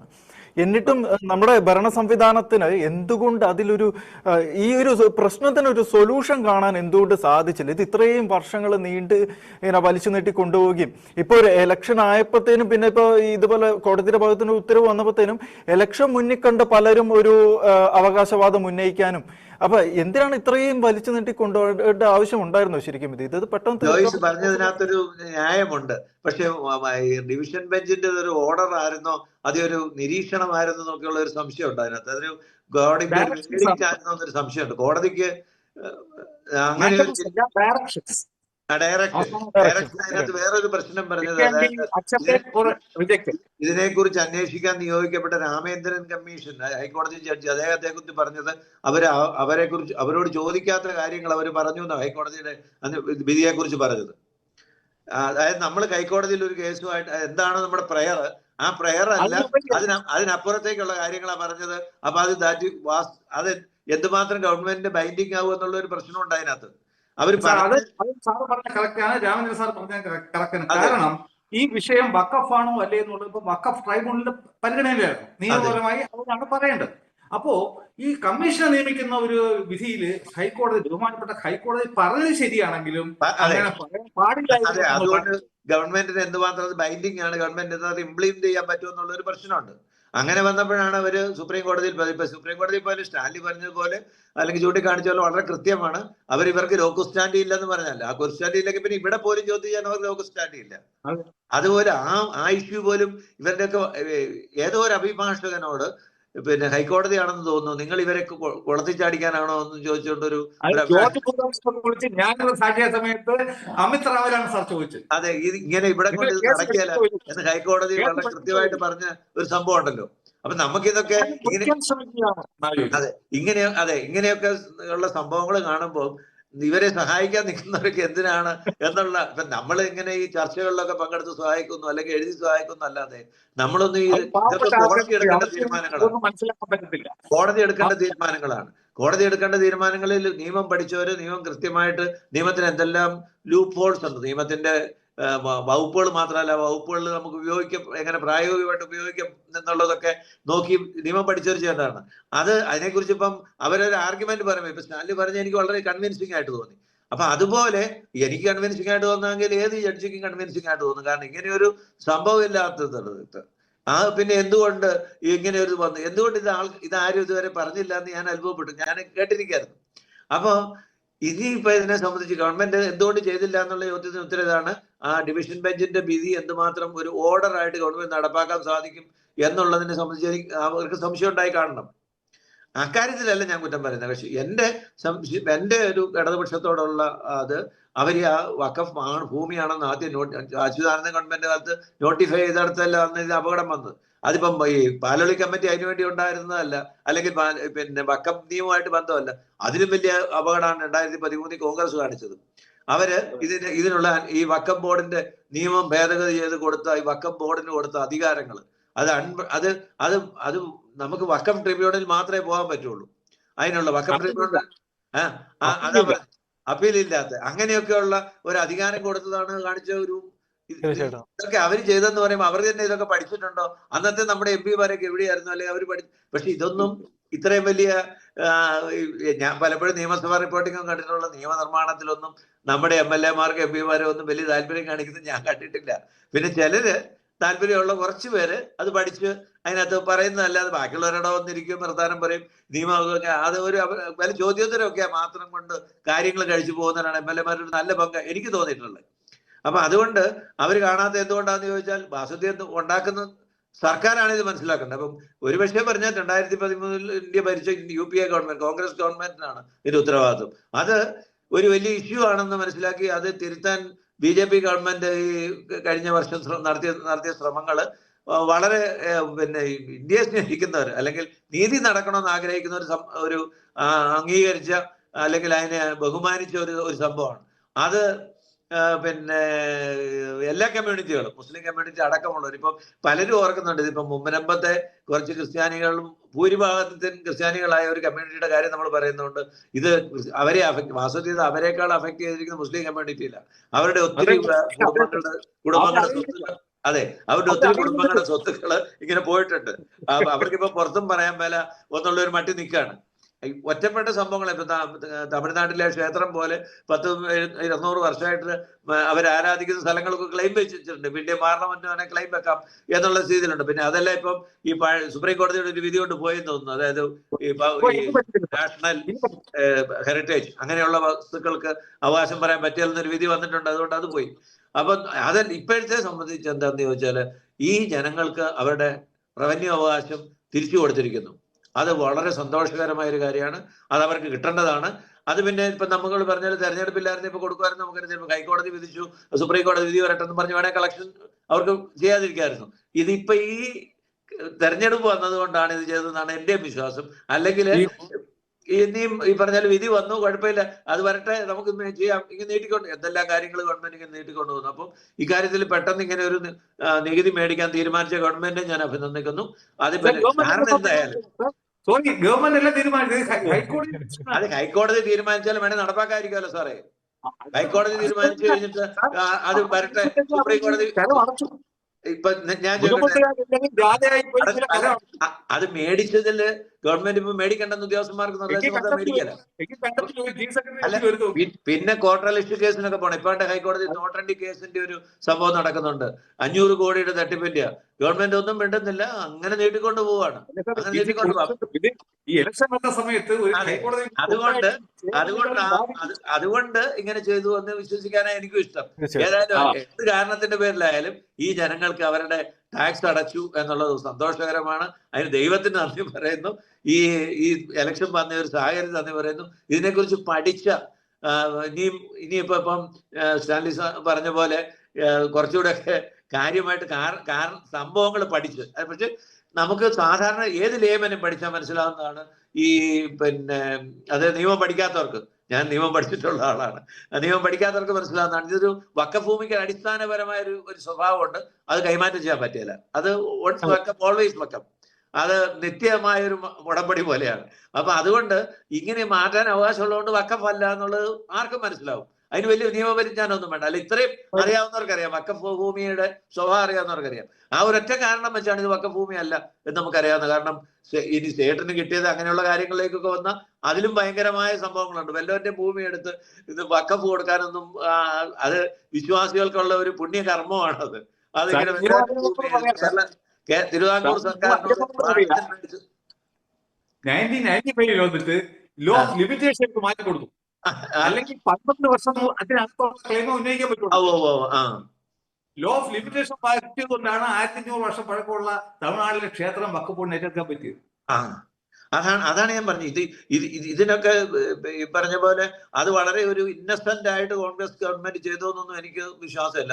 ചിദംബരത്തിന്റെ ഒക്കെ ചില പ്രവൃത്തികളൊക്കെ നമ്മൾ പഠിക്കുമ്പോൾ അല്ലെങ്കിൽ മനസ്സിലാക്കുമ്പോൾ അന്നൊന്നും നമുക്ക് അറിയത്തില്ലായിരുന്നു.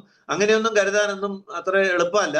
പക്ഷെ അത് പോട്ടെ, അത് ഇനിയിപ്പം നമ്മുടെ ഒരു വലിയ വിവാദ വിഷയമല്ല. പക്ഷെ ഇവിടെ ഒരു കാര്യമുണ്ട്, ഈ ജനങ്ങൾക്ക് നികുതി അടയ്ക്കാൻ സാധിച്ചു എന്നുള്ളത് അത് ഒരു ദൈവത്തിന്റെ ഇടപെടലും കൂടെ ഉണ്ടെന്നാണ് ഞാൻ വിശ്വസിക്കുന്നത്. കാരണം അല്ലെങ്കിൽ ഹൈക്കോടതി വിധിച്ചത് മാത്രം പോരാ. ഹൈക്കോടതി വിധിച്ച ഗവൺമെന്റിന് വേണമെങ്കിൽ പല കാരണങ്ങൾ പറഞ്ഞ് എടുക്കണ്ടെന്ന് പറഞ്ഞിട്ട് വേണമെങ്കിൽ ഒരു അപ്പീൽ പോകാം. അല്ലെങ്കിൽ കോടതിക്ക് ഒത്തിരി നിയമപരിപാലനങ്ങളുണ്ട്. അതിനൊന്നും പോകാതെ അവിടെ പൈസ മേടിച്ചു. ആ സന്തോഷമുണ്ട്. അങ്ങനെ ചെയ്ത ഗവൺമെന്റിനെ ഞാൻ അഭിനന്ദിക്കുന്നു. ആ ഗവൺമെന്റിന് നന്ദി പറയുന്നു. അല്ലെങ്കിൽ നന്ദി ഇപ്പം പറഞ്ഞാൽ ജനങ്ങളുടെ ഭാഗത്തു നിന്ന് പറയുമ്പോൾ നന്ദി പറയുന്നു. ഏതായാലും ഇപ്പം സന്തോഷകരമായ ഒരു അന്തരീക്ഷമാണ്. ഇനി സ്റ്റാൻലി സാറ് പറഞ്ഞല്ലോ, സുപ്രീം കോടതിയിൽ നിന്ന് ഈ ലോക്കൽ സ്റ്റാൻഡ് ഇല്ല എന്നുള്ള ഒറ്റ ഓർഡർ വന്നാൽ എല്ലാം റെഡിയാകും. അതുണ്ടാകട്ടെ എന്ന് ഞാൻ പ്രാർത്ഥിക്കുകയും ചെയ്യുന്നു. ഓക്കെ, നമുക്ക് സമയത്തിന്റെ ചെറിയൊരു പ്രശ്നമുണ്ടെന്ന് ഓർപ്പിച്ചുകൊണ്ട് ഞാൻ ഒരു ചെറിയൊരു സംശയം കൂടെ ചോദിക്കുകയാണ്. അതായത് ശ്രീ സ്റ്റാലിൻ ദേവൻ, ഇനിയിപ്പം ഇപ്പൊ ഈ ഒരു വിധിയൊക്കെ വന്ന സ്ഥിതിക്ക് ഇനി മുൻപം ജനതയുടെ അടുത്ത ഒരു നീക്കം, ഇനിയിപ്പം വിജയത്തിലേക്കുള്ള ഒരു യാത്ര, അത് ചെറിയ ചുരുക്കിയ വാക്കുകളിലൊന്ന് പറയാമോ, എങ്ങനെയായിരിക്കും? അതാണ് ഞാൻ സാറും പറഞ്ഞതുപോലെ, സുപ്രീം കോടതി ലോക്കൽ സ്റ്റാൻഡ് ഇല്ലെന്ന് പറഞ്ഞാൽ within A month permanent solution. അതല്ല, സുപ്രീം കോടതി പറയുകയാണ് ഈ ഹൈക്കോടതി ഈ കേസിൽ ഈ പ്രേയറിന് ഉപരിയായിട്ട് കയറി ഒരു വഖഫാണോ അല്ലയോ എന്നൊക്കെ പറഞ്ഞ തെറ്റാണ്. ആ തീരുമാനം വഖഫ് ട്രൈബ്യൂണൽ എടുക്കട്ടെ എന്ന് പറഞ്ഞാൽ ആ പരാമർശങ്ങൾ എക്സ്പെൻസ് ചെയ്യാനുള്ള ഒരു ആവശ്യം തീർച്ചയായിട്ടും ഈ SLP അവർ കൊടുത്തിട്ടുണ്ട്. ഈ ഇങ്ങനെയുള്ള പരാമർശങ്ങൾ നീക്കി കിട്ടാനുള്ള ഒരു അപേക്ഷ അതിൽ കാണും. അതുവരെയാണെങ്കിൽ ഭാവിയിൽ നമ്മൾ വഖഫ് ട്രൈബ്യൂണലിന്റെ വിധിക്ക് വേണ്ടി കാത്തിരിക്കും. അതിനു മുമ്പായിട്ട് ഈ റൂൾസ്, വഖഫ് ആക്ടിന്റെ റൂൾസ് വരികയാണെന്നുണ്ടെങ്കിൽ നമ്മൾ ഉടനെ തന്നെ വഖഫ് ട്രൈബ്യൂണലിൽ ചെന്നിട്ട് പറയും, നിങ്ങൾക്ക് ഇനി ഈ കേസ് കേൾക്കാനുള്ള ജുറിസ്ഡിക്ഷൻ ഇല്ല. കാരണം ഫറൂഖ് കോളേജിന്റെ പ്രോപ്പർട്ടി ആയിരുന്നു ഇത്. ഫറൂഖ് കോളേജ് ഒരു പൊതുധർമ്മ സ്ഥാപനമാണ്. 1860 രജിസ്റ്റർ ചെയ്ത സൊസൈറ്റീസ് രജിസ്ട്രേഷൻ ആക്ടിന് അടിയിലുള്ള ഒരു സ്റ്റാറ്റ്യൂട്ടറിയിലെ റെഗുലേറ്റഡ് ബോഡിയാണ്. അതിനൊക്കെ പുതിയ നിയമപ്രകാരം വിത്ത് റെട്രോസ്പെക്റ്റീവ് എഫക്ട് ഇതിന് വഖഫ് ആക്ട് ബാധകമല്ല എന്ന് പറഞ്ഞിട്ടുണ്ട്. ബഹുമാനപ്പെട്ട ട്രൈബ്യൂണലിന് വഖഫ് വസ്തുക്കൾ മാത്രമേ അതിനെപ്പറ്റി മാത്രമേ ഡിസ്പ്യൂട്ട് പരിഹരിക്കാൻ പറ്റൂ എന്ന് പറയുമ്പോൾ അത് ശരിയാണെന്ന് വഖഫ് ട്രൈബ്യൂണൽ പറയും. തീർച്ചയായിട്ടും. വളരെ നന്ദി.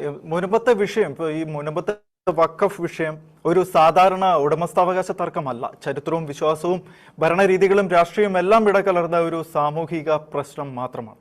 രേഖകളിലും ഭരണക്രമങ്ങളിലും വ്യക്തതയുടെ അഭാവം, സംശയങ്ങളും അസ്വസ്ഥതകളും ഒക്കെ നിലനിൽക്കുന്നുണ്ടെങ്കിലും യാഥാർത്ഥ്യം അതായിരിക്കെ തന്നെ അമിത രാഷ്ട്രീയമായിട്ടുള്ള ഇടപെടലുകളും അജണ്ടകളും പ്രശ്നം കൂടുതൽ ഗുരുതരമാക്കുകയാണ്.